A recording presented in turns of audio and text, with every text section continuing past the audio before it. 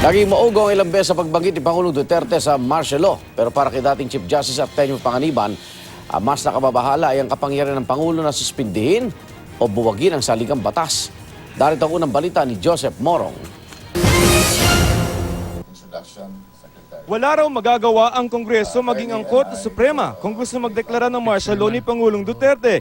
Nasa kamay daw ito ng Pangulo, sabi ni Solicitor General Jose Calida. It is really necessary.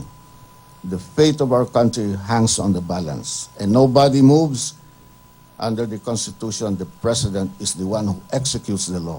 If the other branches of the government will not help him, what will he do?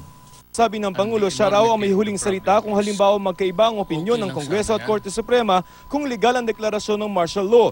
Sa ilalim ng 1987 Constitution, dapat mag-report ang Pangulo sa Kongreso sa loob ng 2 araw pagkatapos siya magdeklara ng martial law. Doon, magdidesisyon ng Kongreso kung dapat itong ipagpatuloy o hindi.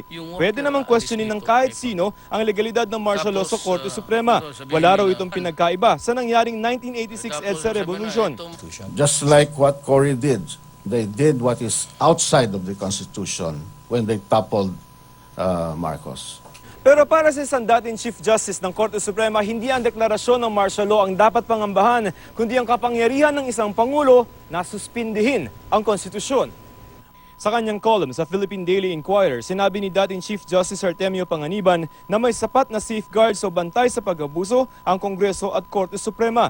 Mas nag-aalala raw siya kung sususpindihin ng Pangulo ang konstitusyon o ang mas malala, buwagin ito.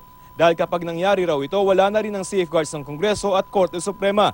Pero sa oath-taking ng mga bagong talagang opisyal ng PNP, tila binabaliwala na lamang ng Pangulo ang issue ng martial law ngayon. Ako, I will do everything to preserve my country. Huwag na yung martial law na issue is a headline lang naman yan para may magbilit. I will do everything.